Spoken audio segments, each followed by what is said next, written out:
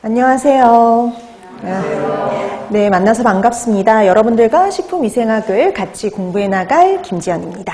자, 우리가 이제 올해 있을 2024년 위생사 시험을 대비해서 이제 모였는데요. 이 식품위생학의 위생사에 있는 식품위생학 같은 경우에는 이제 어디에서 시험을 보느냐에 따라서 똑같은 식품위생학이라도 이렇게 문제가 출제되는 경향도 좀 달라진다라고 생각하시면 될 것 같아요. 자, 그래서 우리가 앞으로 어떻게 대비하면 될지를 먼저 본격적으로 강의를 진행하기 전에 간단히 좀 설명을 드린데요. 오늘 나누려던 프린트가 있었을 겁니다. 그래서 그 출제 경향 요거 보여주는 프린트가 나갔을 거예요. 그래서 동영상 강의를 수강하시는 분들은 이제 거기 자료실에 들어가면 있으니까요. 출력하셔서 사용하시면 될 것 같아요. 자, 거기 봐주시면은요. 우선 시험 과목부터 보세요. 우리가 이 위생사는요. 총 3교시로 구성되어 있어요. 그래서 1교시, 2교시는 필기, 그리고 3교시는 실기로 구성되어 있죠. 근데 필기 과목을 보면 위생관계법규, 환경위생학, 위생곤충학이 1교시, 그 다음에 2교시에는 공중보건하고 식품위생을 보는데요. 그래서 총 공부해야 될 과목은 5과목이다 라고 보시면 됩니다. 그 중에 1교시에 보는 위생관계법규, 환경위생, 위생곤충학은요. 25문항, 50문항, 30문항, 그래서 총 105 문제, 105점에 해당이 되고요. 그 다음에 우리 이제 식품위생학이 들어있는 2교시에는 공중보건하고 식품위생을 같이 보는데 요거는 75문항 둘이 합쳐서 75점으로 배점이 되어 있어요. 근데 여러분 한번 보세요. 1교시는 분명 문항수는 105문항인데 시험 시간은 얼마밖에 안 돼요? 90분밖에 안 돼요. 그러니까 105문제를 90분 만에 다 풀고 답안까지 작성을 다 끝내야 됩니다. 근데 되게 바쁠 것 같잖아요. 오히려 시간이 남아요. 그러니까 문제들이, 이거는 어떤 뜻이냐면 문제들이 되게 간단하다고 보시면 돼요. 그러니까 이게 되게 긴 문장들이 없어요. 긴 문장들이 없이 짧게 보통 짧은 문항들이 거의 대다수고요. 그 다음에 직관적으로 답을 찾을 수 있는 문제들이 거의 대다수, 중하 정도의 문제들이 대다수라고 보시면 돼요. 자, 그리고 뭐 2교시도 마찬가지 75문항이지만 65분 만에 다 해결이 가능합니다. 근데 유일하게 문항수에 맞춰서 시험 시간이 배정된 게 바로 실기예요. 그러니까 실기에서는 그림도 봐야 되고요, 사진도 봐야 되고요, 그래프도 봐야 되잖아요. 그러면서 40문항 40분으로 배정이 되어 있죠. 그래서 그나마 이렇게 좀 가장 많이 배정이 되어 있는 게 실기라고 보시면 될 것 같아요. 자, 그럼 이제 우리가 문항수는 그러니까 공부해야 될 과목은 5과목. 자, 그러면 봤더니 1교시, 2교시 합쳐서 필기는 180점 만점. 그리고 3교시 실기는 40점 만점이다 라고 보시면 되는 겁니다. 그런데 그러면 우리가 합격하려면 어떻게 해야 되느냐? 모든 과목이 과락이에요. 모든 과목이 과락이기 때문에 과락 과목은 필기, 과락 과목은 다 40% 이상은 맞아야 돼요. 최소 40% 이상이라 보시면 되죠. 그래서 위생관계법규 10점 미만이면 탈락이에요. 무조건. 그 다음에 뭐 환경위생학은 50점 만점이니까 20점 미만이면, 위생곤충은 12점 미만이면 과락으로 떨어집니다. 근데 전체 점수는요 60% 이상이어야 돼요. 그러니까 최소한 이렇게 맞아야 되고, 근데 총점으로 해서는 60% 이상을 맞아야 된다는 거죠. 그래서 내가 좀 자신 없는 과목에서는 과락보다 조금 더 맞으면 되지만, 내가 자신 있는 과목에서 많이 맞춰서 총점 60%를 맞춰줘야 됩니다. 그 다음에 실기는 무조건 60% 이상이에요. 무조건. 그래서 60% 이상, 24점 이상 맞아야지 합격을 하는 거죠. 그래서 최소 필기, 실기 합쳐서 132점 이상이어야 되는데, 근데 우선 이렇게 돼요. 필기에서 먼저 60% 이상을 맞아서 합격을 했을 때 실기 점수를 채점한다라고 보시면 돼요. 그래서 필기 합격자에 한해서 까지 60% 이상이면 합격할 수 있는 거죠. 그러면 우리가 떨어지는 방법은? 떨어지는 경우는 이런 거예요. 과락 때문에 떨어지거나, 아니면 60%가 안 돼서, 필기가 60%가 안 돼서 떨어지거나, 아니면 필기 다 합격했는데 실기가 60%가 안 돼서 떨어지는 경우가 있어요. 그럼 뭐가 제일 많냐? 필기 60%가 안 돼서 떨어지는 사람이 제일 많아요. 그래서 제일 적은 건 과락 때문에 떨어지는 40% 미만으로 맞춰서 떨어지는 사람이 제일 적어요. 이게 제일 적고요. 그 다음에 실기가 60%가 안 돼서 떨어지는 사람이고요. 그 다음에 제일 많은 게 필기가 60%가 안 돼서 떨어지는 사람이 거의 대다수라 보시면 됩니다. 근데 그래서 너무 과하게 신경을 쓸 필요는 없어요. 그래서 여러분들이 뭐 그거에 크게 신경을 쓸 필요는 없는데, 근데 간혹 실기가 되게 어려울 때가 있어요. 그런 경우에는 실기에서 떨어지는 사람도 되게 많다라고 보시면 됩니다. 그렇지만 우리가 강의를 열심히 듣고 쫓아오시면은요, 충분히 좋은 정적으로요 합격하실 수 있으니까 너무 걱정하진 않으셔도 돼요. 그러니까 이게 이제 2022년도에 시험 분석한 걸 보면은요, 식품위생으로 과락으로 떨어지는 사람은 아무도 없었어요. 그때는 2022년도에는요, 위생곤충, 위생관계 법규 이것 때문에 과락으로 떨어진 사람이 거의 대다수였다 보시면 돼요. 그래서 식품위생은 보통 평균 점수가 우리가 40점 만점이잖아요. 보통 평균 점수가 20점이 넘어요. 그래서 20점이 넘기 때문에 거의 과락으로 떨어진 경우가 거의 없다라 보시면 됩니다. 자, 우리 합격률, 이전의 합격률들을 한번 쭉 보시면은요, 거기 아주 특수한 경우가 있어요. 35회, 40회처럼 30%인 경우가 간혹 존재를 해요. 이런 경우를 제외하고는 거의 40대에서 50% 사이라고 생각하시면 됩니다. 최근은 뭐 40에서 50% 사이.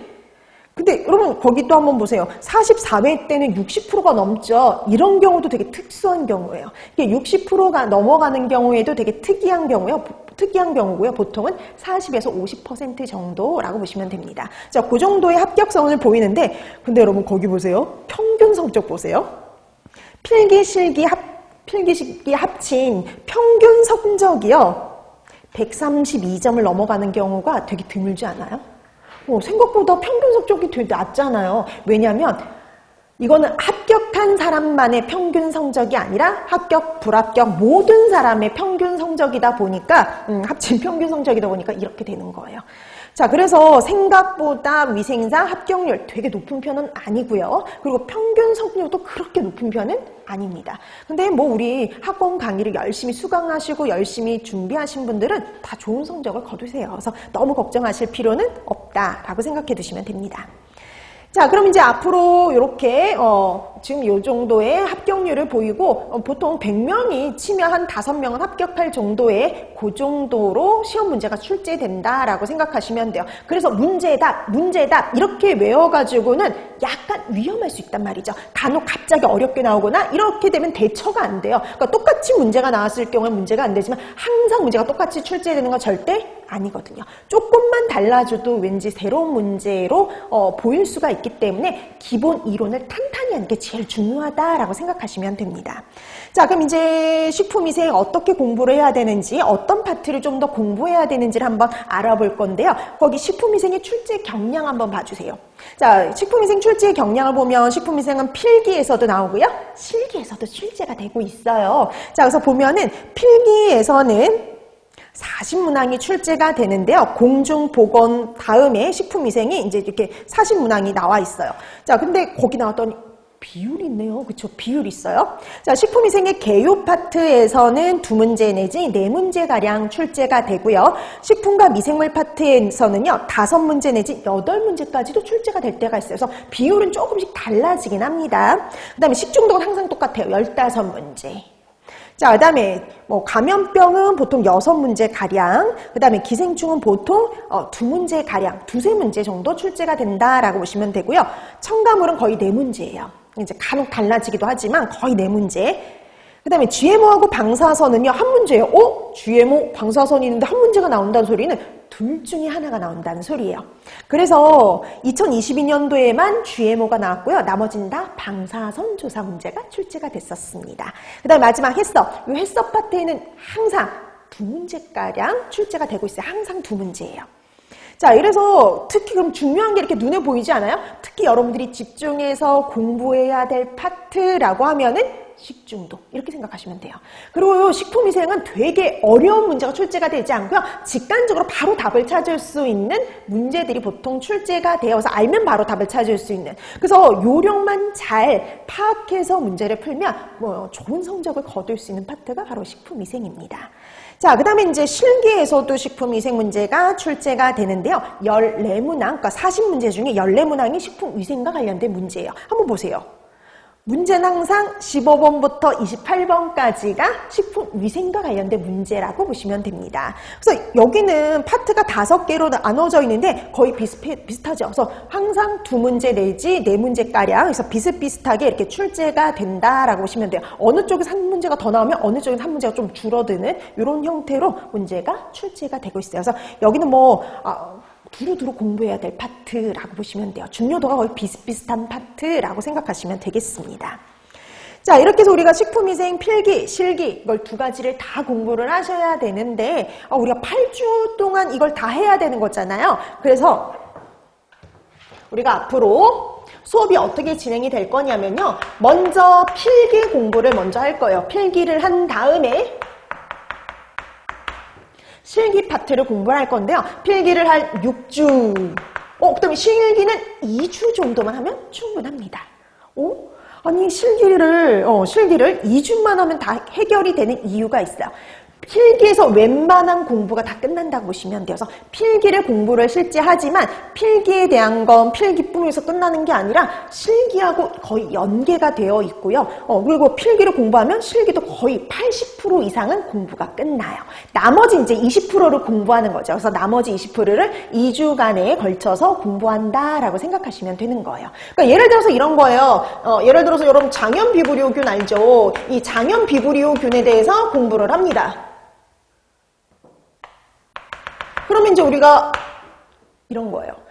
이 필기에서 공부할 때는 얘가 그람 음성의 포자를 만들지 않는 간균이고 단모성 편모가 있어서 운동성이 있고 3% 염농도를 좋아하는 호염균이다. 이런 식으로 공부를 해요. 그럼 시험 문제에 나올 때도 이래요. 다음 중 장염비브리오균에 대한 설명으로 옳은 것은 그람 양성균이다, 포자를 생성한다, 3% 호염균이다, 이런 식으로 보기가 출제가 되는 거고요. 그 다음에 이제 우리가 추가로, 그럼 이렇게 필기에서 다 공부가 끝났으면 실기에서 이제 볼 거는 얘가 정말 그림으로 그렸을 때 어떻게 생겼는지를 기억하는 거죠. 간균이다, 그러면은, 막대기 모양이다, 단모성 편모를 갖고 있다, 그럼 편모가 하나다. 이렇게 되어 있으면 장염비브리오균 이렇게 알아보시면 된다는 거죠. 그러니까 이렇게 그림, 사진 이런 것들을 확인하고요. 그 다음에 여기서 3% 호염균이다. 3% 염농도에서는 잘 자라는 균이다. 이렇게 우리가 말로 공부했잖아요. 그래프로 그리면 이래요. 여기가 염농도라고 했을 때 3%의 염농도에서 특히 잘 증식하는 균 이거죠. 그래서 이렇게 그래프라든지 사진을 확인하는 것, 요 작업을 하면 되는 게 실기라 보시면 돼요. 그래서 여러분들이 필기를 공부하는 순간 실기의 80%도 공부가 다 끝났다라고 보시면 돼요. 그래서 필기, 실기 따로 있는 게 아니라 같이 공부한다라고 생각하시면 되는 겁니다. 자, 그 다음에 2번째. 자, 우리 이제 필기가 됐든 실기가 실기가 됐든 공부를 할 때 우리가 강의를 할 때 가장 기본이 되고 제일 중요한 건요. 기본 이론이라고 보시면 돼요. 우리 강의는요. 기본 이론 중심으로 강의가 진행이 될 겁니다. 그럼 기본 이론을 진행을 하고요. 이게 탄탄히 되어 있으면 어떤 문제가 나와도 변형된 문제가 나와도요. 답을 다 찾으실 수가 있어요. 그래서 기본 이론 위주로 강의를 하고요. 그 다음에 문제를 또 안 보는 건 아니에요. 그래서 항상 그 기본으로 이론을 했으면 그거에 해당하는 문제를 볼 건데 여기서 이 문제는 경향만 볼 겁니다. 왜냐면 우리 이 문제집에 답이라든지 해설이 되게 잘 되어 있거든요. 벌써 다 되어 있기 때문에 굳이 수업 시간에 답이 이거예요 라고 굳이 얘기할 필요가 없죠. 그래서 문제들이 주로 이런 유형의 문제들이 출제됩니다 라고 경향을 파악하는 정도, 그 정도만 볼 거예요. 그래서 기본 이론 중심이고 문제는 경향을 파악하는 정도라고 봐두시면 될 것 같아요. 최신 경향. 자, 그 다음에 이제 3번째. 여러분들이 이렇게 기본 이론 중심으로 공부 잘했어요. 그럼 문제는 이런 유형의 문제들이 출제가 주로 됩니다 라고 설명을 드렸죠. 그럼 여러분들이 집에 가셔서 반드시 하셔야 될 건 복습.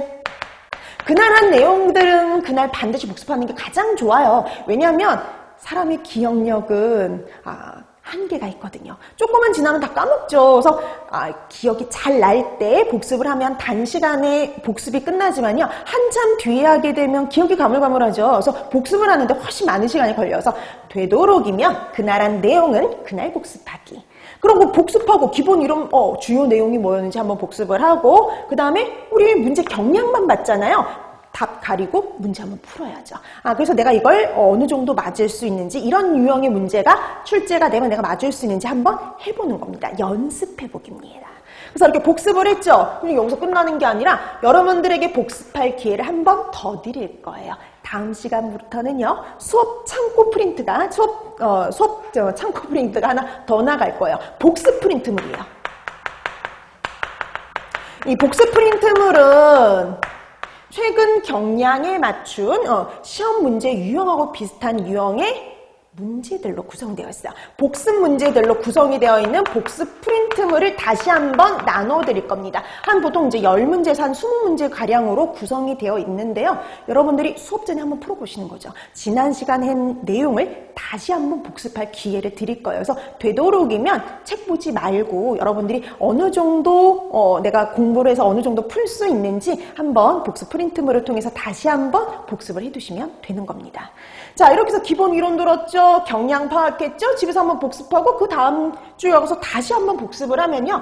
이렇게 반복을 하다 보면은 완벽하게는 아니지만 그래도 이렇게 한 3번 정도 반복을 하면요. 어느 정도는 기억에 확실히 남을 수 있어요. 중요한 것들은. 그럼 나중에 다시 복습을 하면 훨씬 공부하는데 편하겠죠. 그래서 이렇게 해서 여러분들이 되도록이면 수업 시간을 잘 활용을 해주시면 좋을 것 같습니다. 그래서 앞으로 수업은 이렇게 진행된다라고 보시면 될 것 같아요. 그래서 다음 시간부터는 조금 일찍 오셔서 프린트물을 미리 풀어두시면 될 것 같습니다. 동영상 강의를 수강하시는 분들은요. 항상 3강 뒤에, 3강 뒤에 항상 복습 프린트물이 나가니까 그거 미리 출력하셔서 문제를 풀어두시면 될 것 같아요. 자, 그럼 오늘은 첫 시간이니까요. 자, 식품위생학의 첫 페이지부터 봐야 되는데 들어가기 전에 맨 앞에 있는 차례 한번 보실래요? 차례? 자, 거기 앞에 차례를 보시면 챕터가 5개로 나와 있죠. 우리 분명히 아까 보니까 출제 영역은 7개로 나눠져 있는데 이렇게 되어 있잖아요. 그래서 그럼 이거 해썹하고 GMO하고 방사선조사 식품위생의 개요 파트가 분량이 적다 보니까 해썹하고 GMO를 여기에 같이 넣어놨어요. 그리고 방사선 조사는 그럼 어디 갔지? 식품과 미생물 파트에 방사선 조사가 다 들어가 있습니다. 그래서 우리 교재에 있는 대로 하면은 여러분들의 출제 영역을 다 공부하실 수 있으니까 걱정하지 않으셔도 돼요. 자, 그럼 이제 오늘은 첫 시간이니까요. 가장 먼저 있는 식품위생의 개요 파트부터 보도록 할게요. 자, 그러면 지금 우리 이렇게 보면 볼게요. 자, 식품위생의 개요 파트.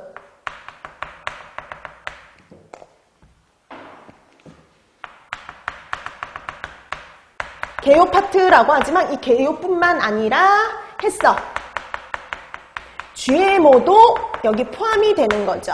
자, 근데 조금 더 이제 출제 경량에 대해서 설명을 드리자면은요. 식품위생의 개요 파트에서 주요 내용은 식품위생의 정의 파악하는 거, 식품에 유해가 될 만한 요소인 유해 요인 파악하는 거, 그리고 마지막 독성 검사.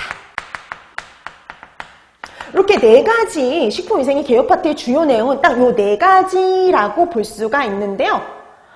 정의 파트에서는 하나도 안 나오거나 한 문제 정도 출제가 됩니다. 그 다음에 유해 요인 파트에서는요. 항상 한 문제 이상이에요. 최소 한 문제 이상. 그러니까 한 문제 내지는 2문제. 많게는 2문제까지도 출제가 돼요. 그러니까 2023년에는 한 문제지만 2022년에는 2문제. 이런 식으로. 자, 그 다음에 독성 검사도 마찬가지. 평균 한 문제 출제되지만 많이는 몇 문제까지 해도 2문제까지 출제된다라고 보시면 됩니다. 그래서 정의를 빼고 나머지 이 유해 요인이나 독성 검사, 그러니까 우리가 이게 식품위생의 개요 파트에서 2문제만 출제됐다? 그럼 여기서만 나오는 거예요.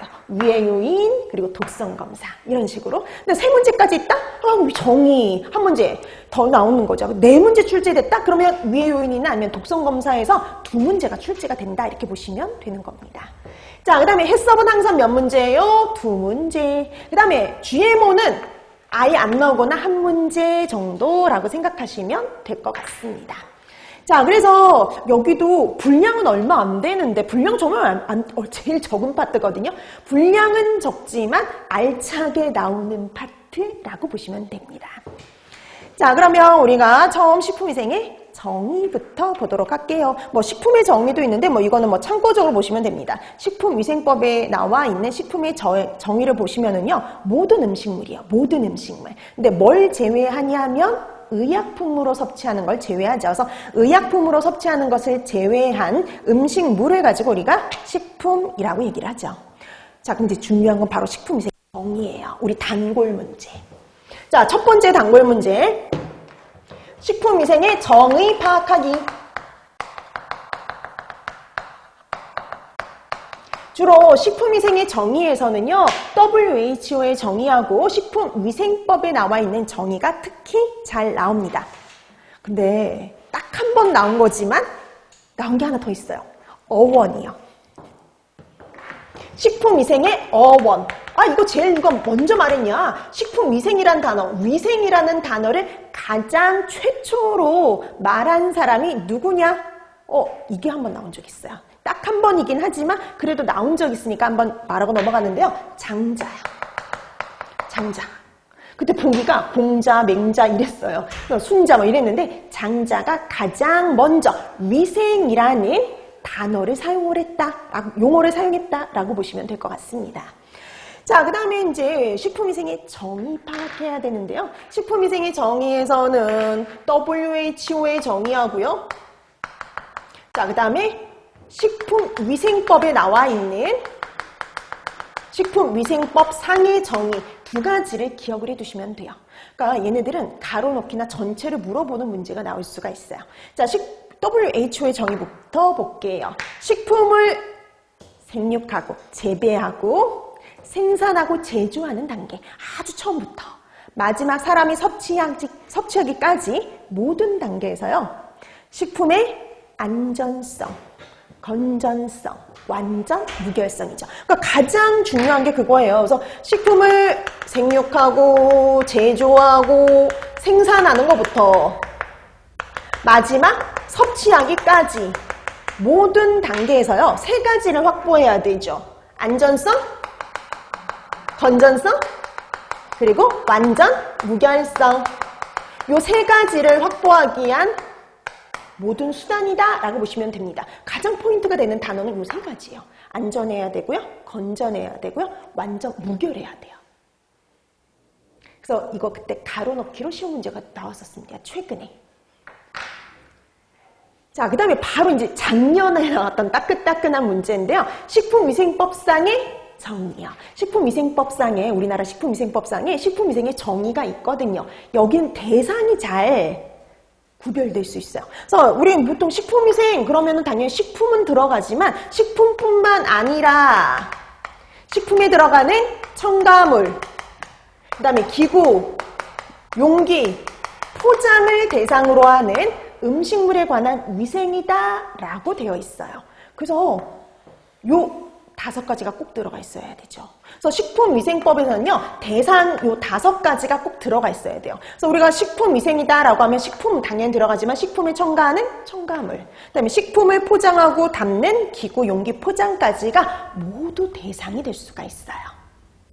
이게 작년 시험 문제예요. 다음 주 식품위생법의 식품위생의 정의로 옳은 것은 이런 형태로 출제가 되는 거죠. 아니면 예전에 대상이 아닌 것은 이런 형태로도 출제가 된 적이 있습니다. 근데 여러분 아시죠? 요즘에는 부정형 거의 안 나와요. 옳은 것을 찾으라는 문제가 주로 출제가 됩니다. 긍정형 문제. 자, 이렇게 해서 WHO 식품위생법상의 정의 이 2가지 잘 정리해 주시면 돼요. 잊을만 하면 한 번씩 나오는 문제. 이게 2022년도 문제, 이게 2023년도 문제입니다. 자, 그 다음에 식품위생의 목적인데요. 이것도 식품위생법상의 목적이라고 보시면 됩니다. 자, 식품위생법상 식품위생의 목적을 보시면은요. 식품으로 인해서 생기는 위생상의 위해를 방지하고, 위해가 될 만한 것들을 방지하고요. 자, 위해를 방지했잖아요. 그러면 뭐가 향상이 되냐면 식품 영양의 질적 향상을 도모하는 거예요. 왜냐하면 영양하고 위생하고는 되게 관련이 없을 것 같은데 위해가 될 만한 요인을 배제를 하면 질적으로 품질이 향상이 된다라고 생각하시면 됩니다. 그러니까 여기는 품질 향상을 말하는 거예요. 자, 식품 영양의 질적 향상을 도모하며 식품에 관한 올바른 정보를 제공함으로써요, 국민 건강을 보호, 증진하는 것에 이바지하겠다. 이게 바로 식품위생의 목적이다라고 보시면 되는 겁니다. 그러면 식품위생의 목적을 달성하려면요, 위해가 될 만한 요소를 뭐 해야 돼요? 방지해야 되겠죠. 그러면 식품에 위해가 될 만한 요소가 뭐가 있는지를 파악하는 게 중요하잖아요. 그래서 위해 요인 알아두셔야 됩니다. 단골 문제입니다. 정말 이게 여러분 위생사 시험 문제도 공개되고 있잖아요. 공개되고 나서 한 번도 빠짐없이, 그 이전에도 빠짐없이 나왔던 문제가 바로 위해 요인과 관련된 문제예요. 항상 문제는 뭐 내인성 찾아라, 외인성 찾아라, 유기성 찾아라, 맨날 문제는 이런데 보기만 달라진다라고 보시면 돼요. 자, 그러면 위해 요인 갑니다. 이게 이 위해 요인이 어떻게 발생하느냐, 생성 요인별로 분류한 거다라고 보시면 돼요. 이게 어떻게 생성이 된 위해 요인이냐, 요거에 따라서 분류한 거 이렇게 보시면 됩니다. 자, 우선 딱 세 가지로 분류해요. 딱 세 가지. 내인성, 그리고 외인성, 그리고 마지막 유기성 내지는 유인성 으로 분류합니다. 그래서 우리가 이 위해 요인을 이렇게 분류할 수 있어요. 그러니까 우리가 뭐 위해 요인을 그 성분에 따라서 뭐 생물학적, 화학적, 물리적 위해 요인으로 분류할 수도 있고요. 지금 어떻게 생성이 되느냐, 생성 요인별로 내인성, 외인성, 유기성으로 분류할 수도 있어요. 그리고 예전에 이렇게 화학적 위해 요인을 찾아라, 이런 형태의 문제도 종종 출제가 됩니다. 그건 이제 뒤에 가서 해석할 때 할 거예요. 지금은 이렇게 생성 요인별로 분류해 두시면 돼요. 내인성, 외인성, 유기성. 자, 그러면 이제 이게 어떤 의미인지 한번 생각해 봐야 되는데, 내인성은요, 원래부터 식품이 갖고 있는 거예요. 자, 그래서 식품 자체에 유독 유해 성분이 함유되어 있는 경우가 내인성이라고 보시면 됩니다. 자, 그래서 내인성, 그러면 우리가 식품 자체 원래부터 함유되어 있는 유독 유해 성분으로 인해서 발생하는 경우라고 보시면 돼요. 자, 이게 이제 우리 앞으로 할 식중독에서 할 식물성, 동물성, 자연독에 해당이 되는 애들이에요. 식물성, 동물성, 자연독들이 바로 여기에 포함이 됩니다.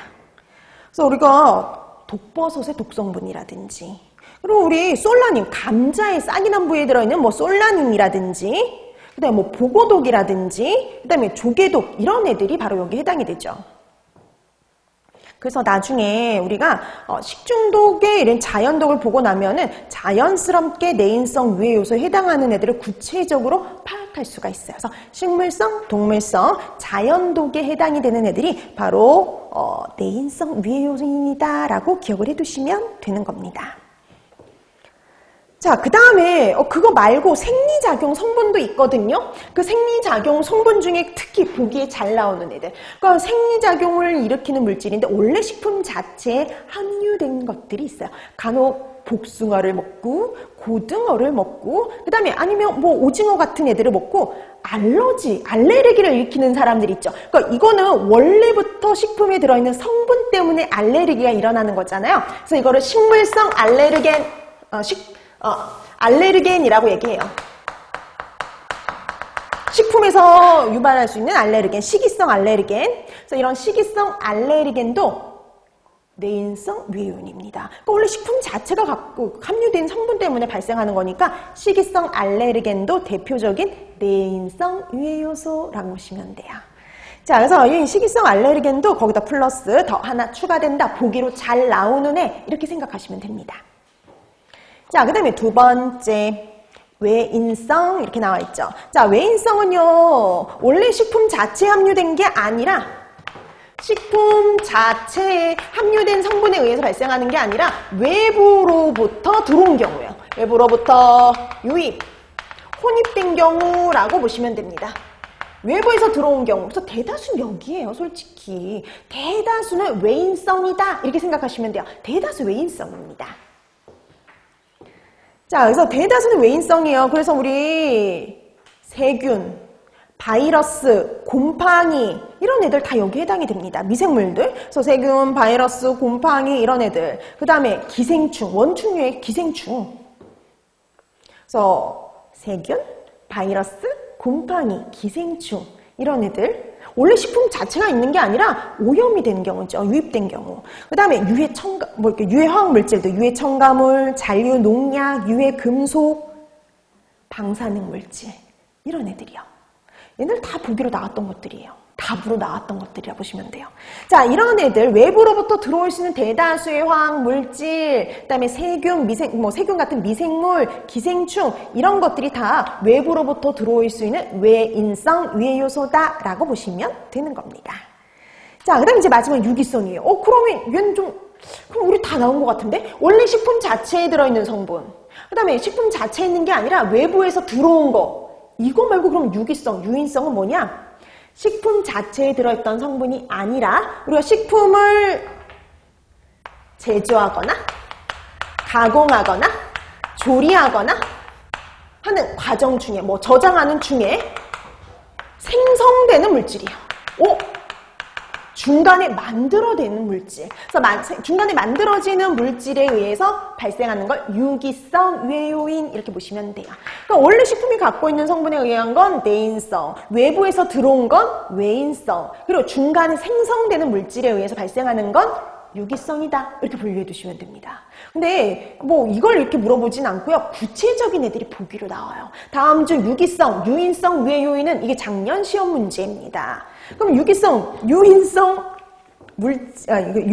유인성 물질은 대표적인 거 한번 볼까요? 가장 보기로 많이 나온 거 산화유지.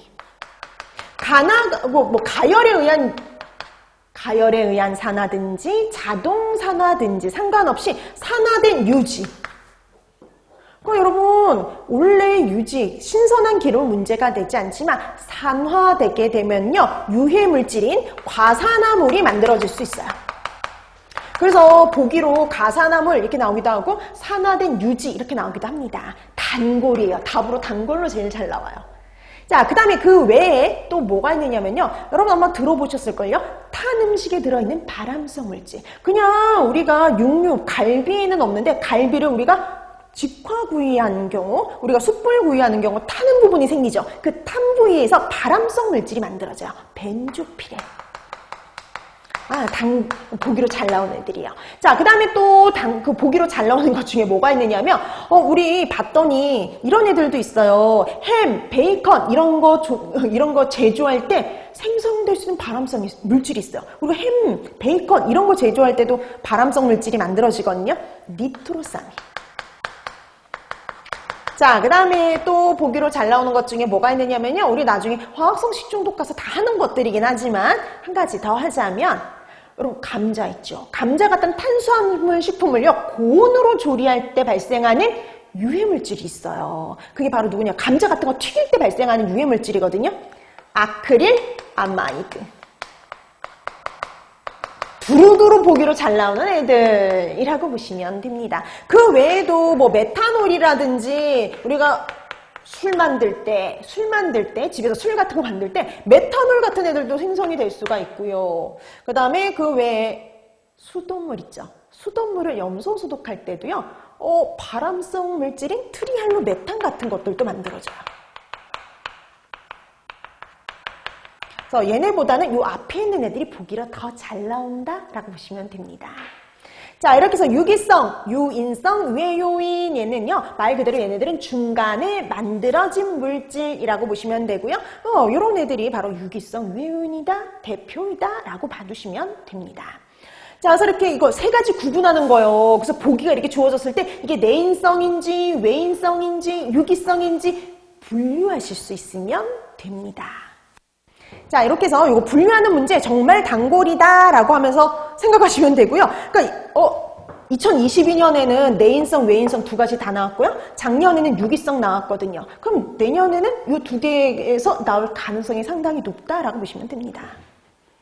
자, 그래서 정말 매년 빠지지 않고 나오는 문제라고 생각하시면 될 것 같아요. 자, 그 다음에 이제 밝게 독성검사라고 보시면 되겠어요. 자, 우리 식품위생의 개요 파트에서 그 다음에 세 번째 평균 한 문제 이상, 많게는 두 문제까지 나올 수 있는 파트, 바로 독성검사죠. 자, 그래서 위생개요 파트에서 마지막 볼 거, 독성검사 내지는 안전성 평가 시험 이라고 얘기해요. 그래서 독성검사 내지는 안전성 평가, 이게 식품이 안전한지 아닌지를 평가하는 시험, 이렇게 말하기도 합니다.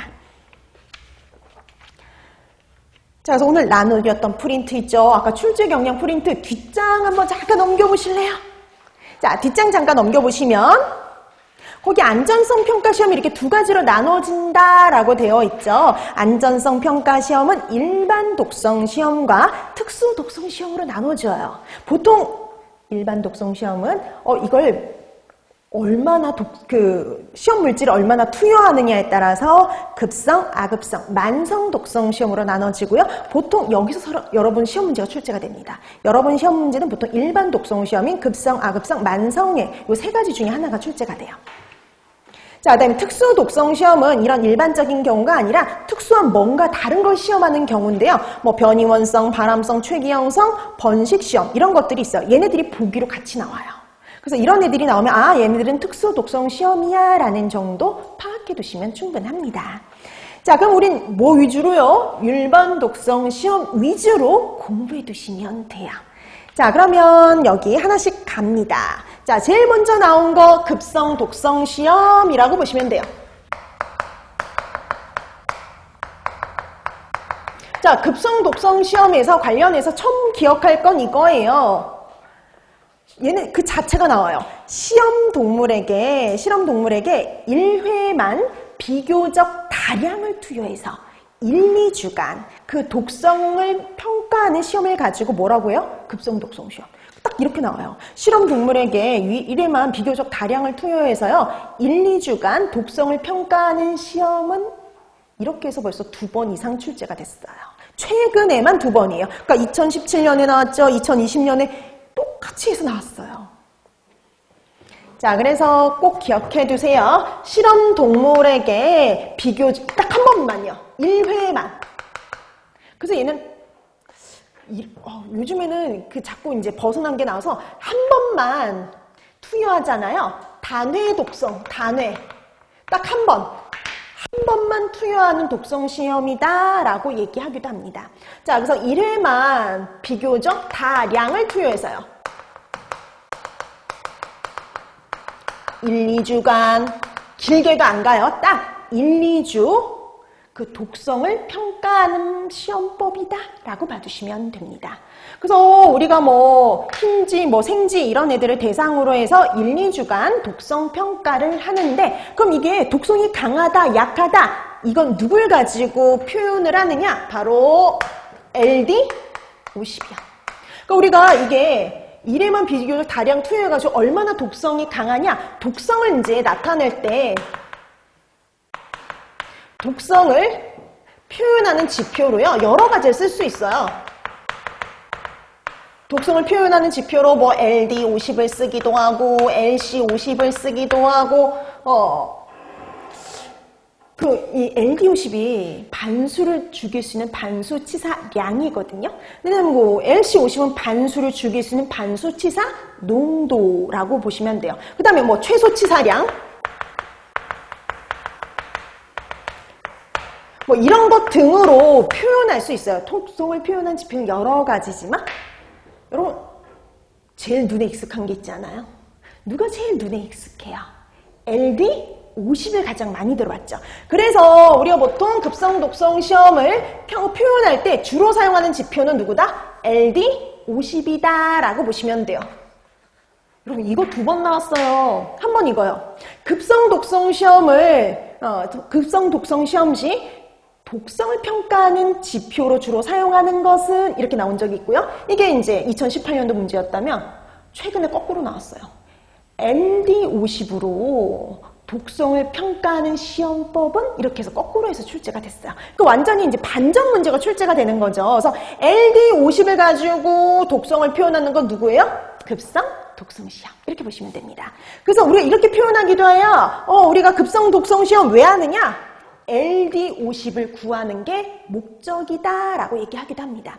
자, 이 LD50은요, 우리말로 하면 반수치사량이라고 봐두시면 돼요. 반수치사량.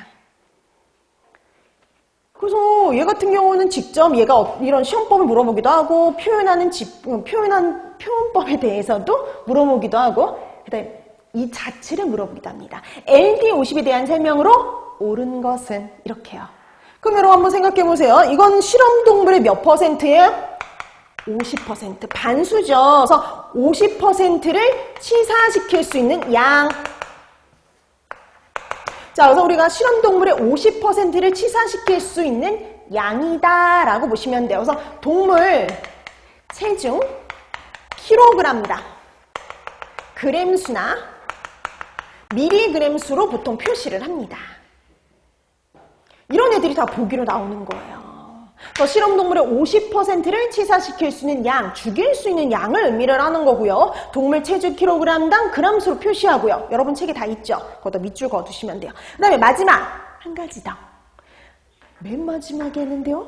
LD50은 수치가 작을수록 LD50이 수치가 작을수록 독성은 강하다라고 보시면 돼요. 그래서 LD50이 작을수록 독성이 강한 거예요. 그래서 여러분 이거 생각해보면 그래요. 이제 A라는 물질이 있고 B라는 물질이 있는데 A라는 물질의 LD50은 1이었고요. B라는 물질의 LD50은 100이었어요. 그러면 이건 어떤 의미냐면 A는 1만 있어도요. 반을 죽일 수 있어요. 근데 얘는 몇 개가 있어야 돼요? 100이 있어야지만 절반을 죽일 수 있죠. 얘는 조금만 사용해도 어때요? 절반을 죽일 수 있으니까 얘가 훨씬 독성이 어떻다? 강하다라고 표현을 하는 거죠. 그래서 LD50은요. 숫자가 작을수록 독성 강한 것이다. 이렇게 기억을 해두시면 됩니다. 자, 그래서 LD50 자체도 꼭 기억해 두셔야 돼요.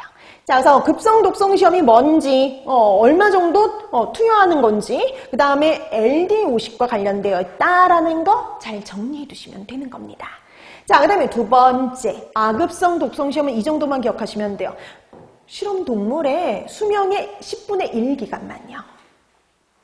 동물 수명의 10분의 1 정도의 기간만 검사하는 거. 그러니까 딱 급성하고 만성이 딱 사이에 끼어 있잖아요. 이건 만성 독성 시험의 예비 시험 성격을 갖고 있어요.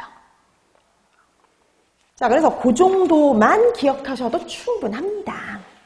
자, 그 다음에 이제 마지막 만성 독성 시험. 자, 얘도 이제 좀 기억할 것들이 많아요. 그래서 보통 요즘에 최근에는요, 급성 아니면 만성과 관련된 시험 문제가 가장 많이 출제가 됩니다. 작년 시험 문제도 만성 독성 시험에서 출제가 됐어요. 자, 그러면 만성 독성 시험 갈까요? 자, 거기 보면 만성 독성 시험은 이렇게 되어 있죠. 실험 물질을 소량씩 장기간 투여합니다.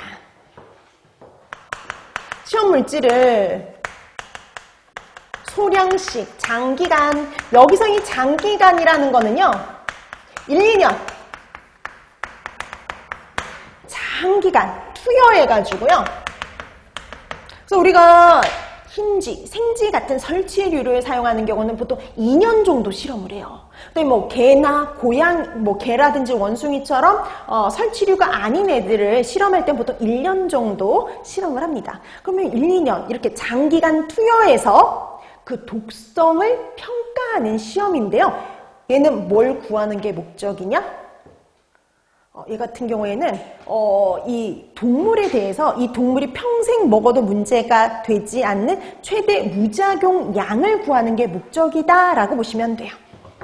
자, 그래서 이렇게 투여해서 최대 무작용량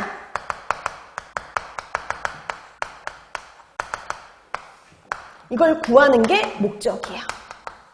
그래서 최대 무작용량을 구하는 게 목적인 거 만성 독성 시험 이렇게 보시면 됩니다.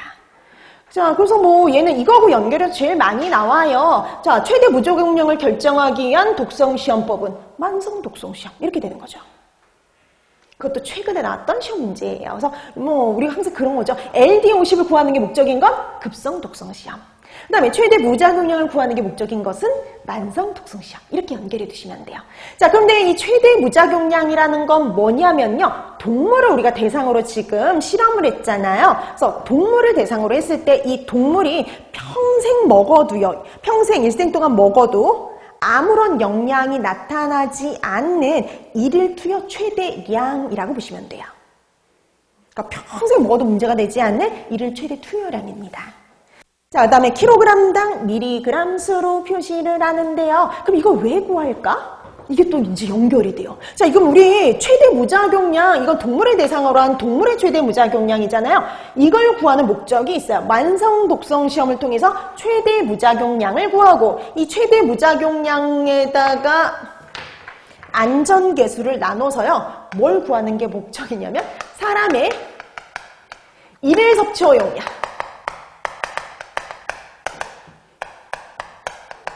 허용량을 결정할 수 있다라고 보시면 돼요.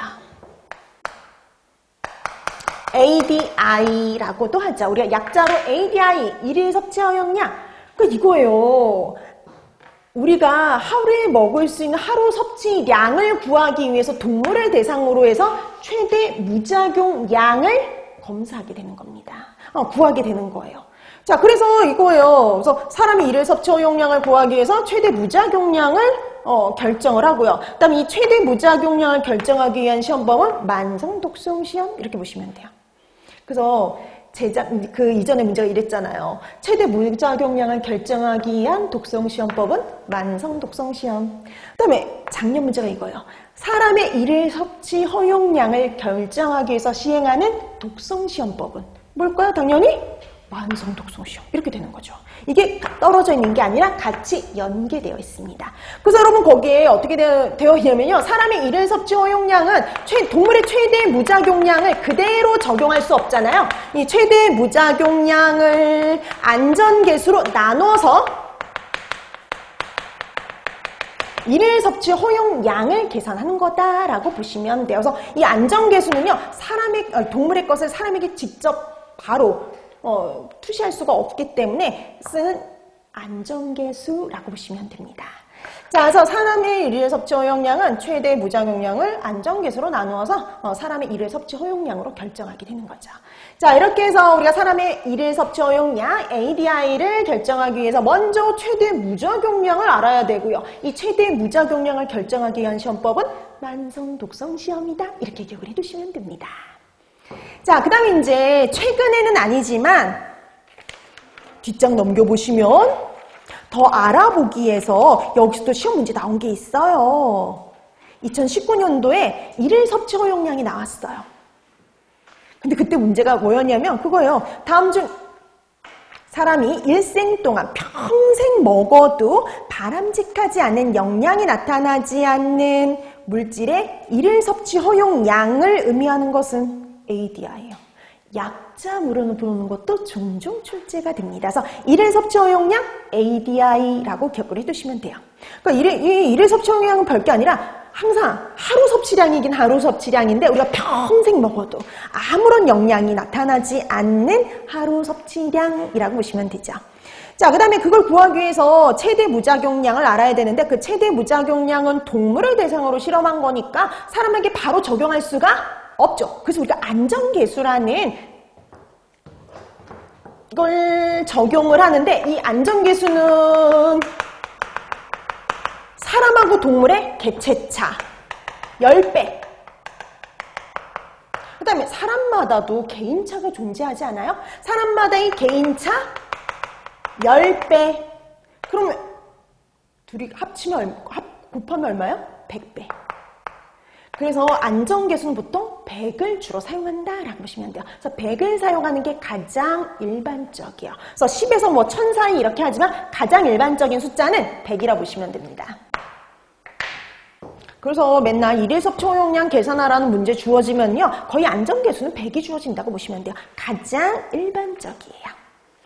자, 그래서 일일 섭취 허용량이 뭔지, 안전계수가 뭔지, 최대 무작용이 뭔지 개념을 잡아두시면 됩니다. 자, 여기에서 되게 양은 얼마 안 되잖아요. 한두 문제가 출제된단 말이에요. 그래서 정말 번갈아 가면서 잘 나옵니다. 그래서 여러분들이 급성 독성 시험, 특히 만성 독성 시험 뭘 구하는 게 목적인지, 어떻게 실험을 하는 건지, LD50, ADI 이런 것들이 뭔지를 파악해 두시면요, 웬만한 문제는 다 풀 수 있다 이렇게 생각하시면 됩니다. 자, 그 다음에 이제 나와 있는 게 해썹이죠. 자, 그 다음에 이제 해썹 들어가는데, 해썹은 항상 평균 몇 문제 나와요? 2문제 출제된다 이렇게 보시면 돼요. 항상 2문제. 자, 그러면 해석과 관련해서 첫 번째 정의 나와 있는데요. 정의는 한번 읽어두시면 됩니다.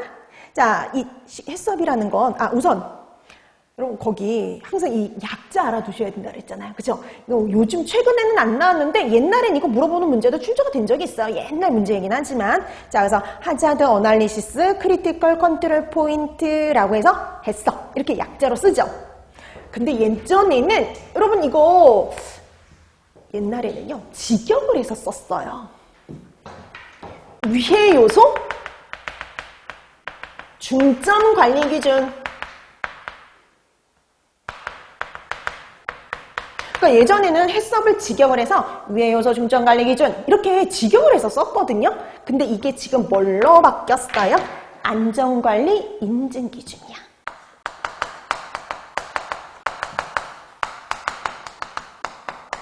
자, 그래서 지금 해썹이요, 안전관리 인증 기준이다 이렇게 바뀌었다라고 보시면 됩니다. 그래서 직역한 게 아니라 의역을 한 거죠. 그래서 안전관리 인증 기준 이렇게 바뀌었어요. 그래서 옛날에 시험 문제에서 위해 요소 중점관리 기준을 찾으세요. 해썹 이렇게 문제가 나온 적이 있단 말이죠. 안전관리 인증 기준 그러면 해썹을 의미한다 라고 보시면 됩니다.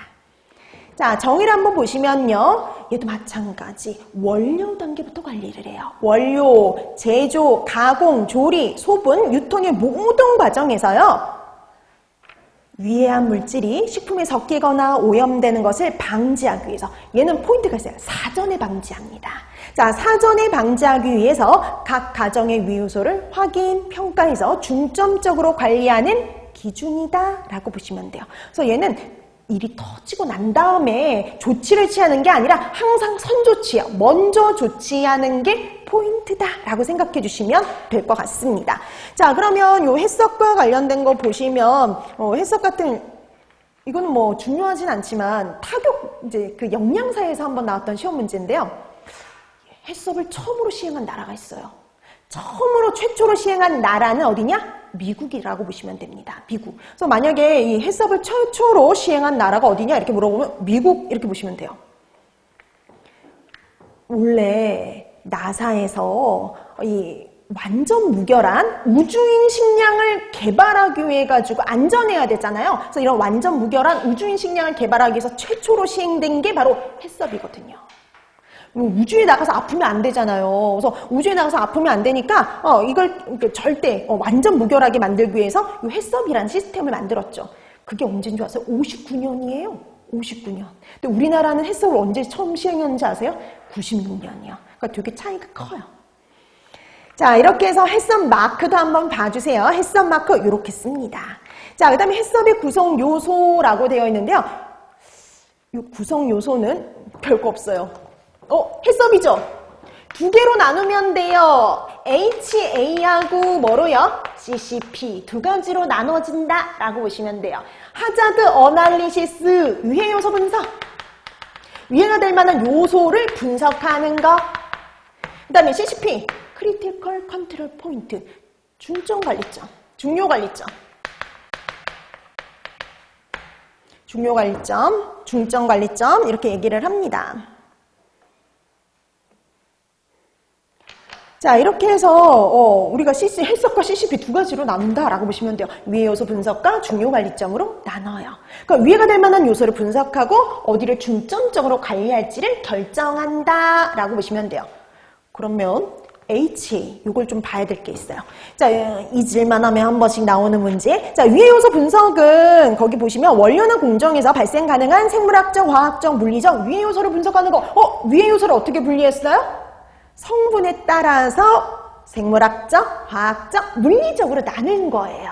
그럼 여러분 시험 문제 나오죠. 다음 중 생물학적 위해 요소는 화학적 위해 요소에 해당하는 것은 2022년도 2023년도, 작년, 재작년에 다 이 문제가 나왔어요. 화학적 유해 요소 찾으라고요. 답만 항상 달라집니다. 답만. 자, 그럼 생물학적 유해 요소는 이렇게 생각하시면 돼요. 세균, 곰팡이, 효모, 바이러스, 기생충이요. 그래서 말 그대로 생각하시면 돼요. 생물학적인 유해 요소 그러면 미생물들, 그리고 기생충 이렇게 생각하시면 돼요. 세균, 거기 뭐 살모넬라 같은 세균, 그 다음에 곰팡이, 효모, 바이러스, 기생충 이런 애들이 생물학적 유해 요소예요. 자, 그다음 화학적 유해 요소는 화학물질 이렇게 보시면 되고요. 뭐 중금속, 다이옥신, 잔류농약, 유해 첨가물, 알레르기 유발물질 같은 이런 화학 성분들. 말 그대로요. 화학적 유해 요인은 화학물질들이 다 해당이 된다라고 보시면 돼요. 그래서 지금 보기로 잘 나오는 애들이 뭐 잔류농약이라든지 유해금속이라든지 이런 애들이 많이 나와요. 그래서 잔류농약, 유해금속, 그 다음에 뭐 거기 나와 있는 유해 첨가물들이라든지 알레르기 유발물질이라든지 다이옥신 같은 이런 물질이 다 있죠. 근데 여기다 플러스 자연독. 우리 식물성, 동물성 자연독도 여기에 해당이 돼요.